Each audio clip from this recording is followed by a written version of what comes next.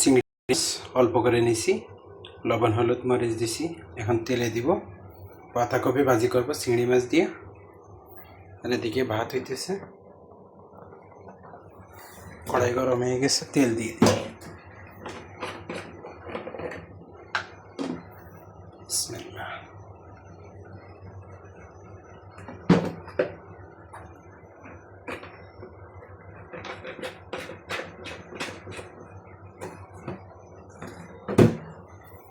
এবার মাছ কটা দিয়ে দিই।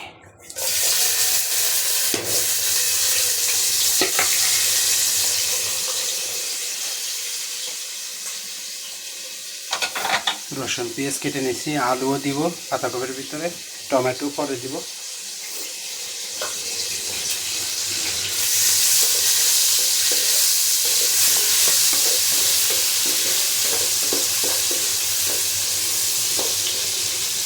চিংড়ি মাছ কটা ভাজি হোক, অল্প করে দিয়েছি চিংড়ি মাছ,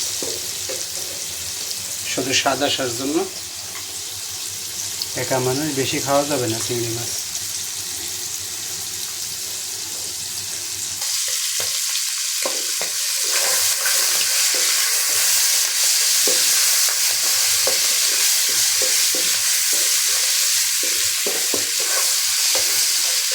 প্রায় ভাজি হয়ে আসছে, এখন দিয়ে দিব জিরা আর কালো জিরা।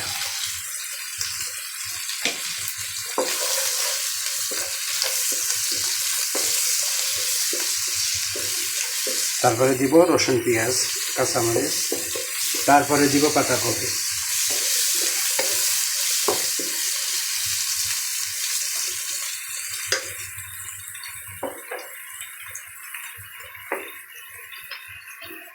ভাতটা হয়ে আসছে প্রায়।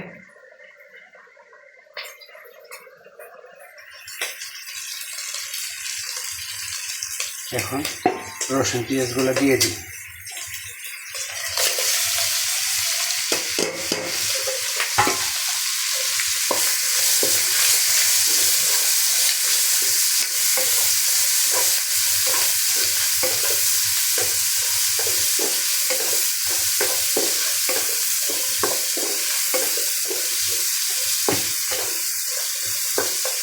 একটু ভাজা হোক।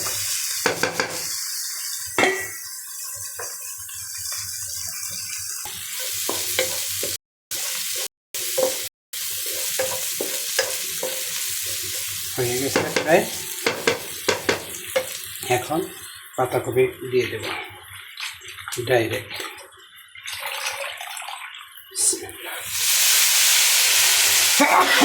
আলহামদুলিল্লাহ।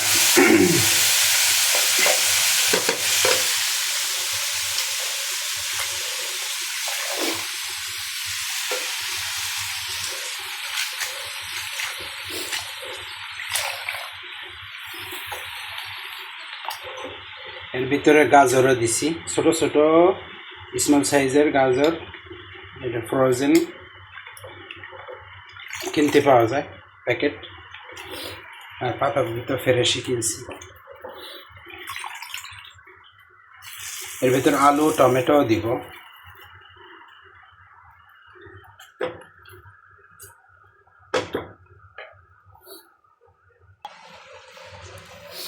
আলু টমেটো দিয়ে দিছি, দেখাইতে মনে নেই। লবণ দিব উপরে, তাহলে তাড়াতাড়ি সিদ্ধ হয়ে যাবে।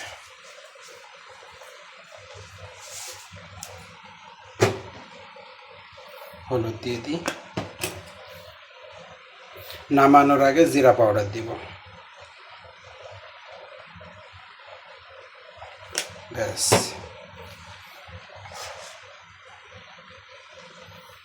একটু ডাইকে দিব যাতে বসে।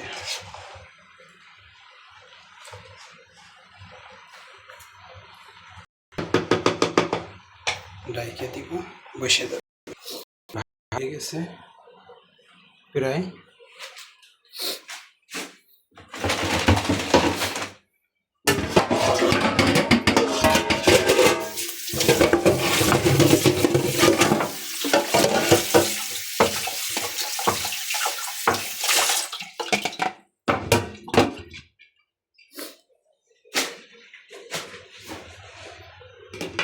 লাগিয়ে দিলাম, ব্যাস সিদ্ধ হয়ে যাবে ইনশাল্লাহ 5 মিনিটের মধ্যে, বেশি সময় লাগবে না এটা।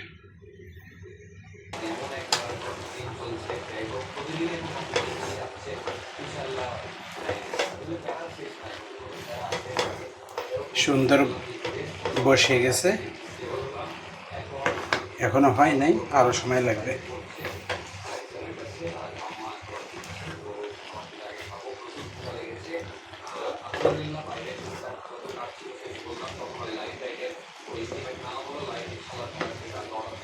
গাজরগুলো ছোট ছোট গাজর আস্তা দিয়ে দিছি, খাইতে সুন্দর লাগে, নরম হয়ে যাবে। আবার ডেকে দিই।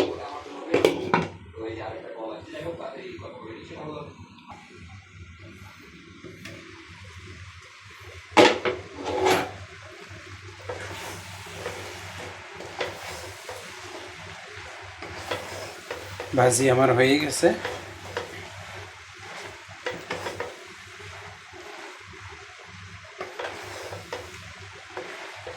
পাতাকপি, আলু, গাজর, টমেটো দিয়ে ভাজি, চিংড়ি মাছ দিয়া অনেক হয়েছে মাশাআল্লাহ, 2 দিন খাওয়া যাবে।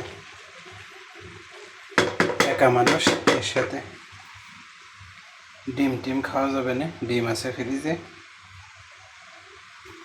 একটু জিরা গুঁড়া দিয়ে দিই, জিরা পাউডার, তাহলে টেস্টটা সুন্দর হবে।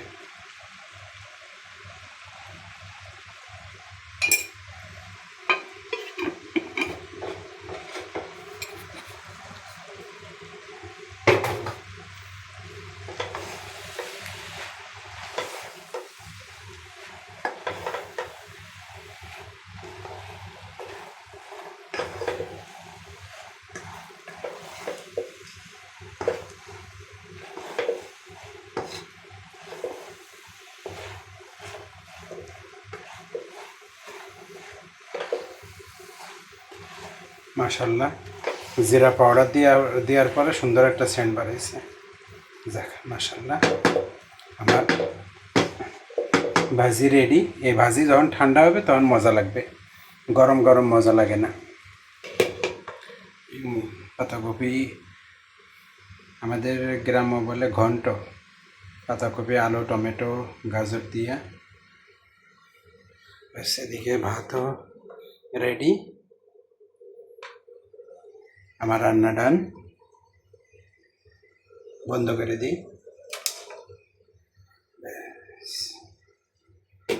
ডান।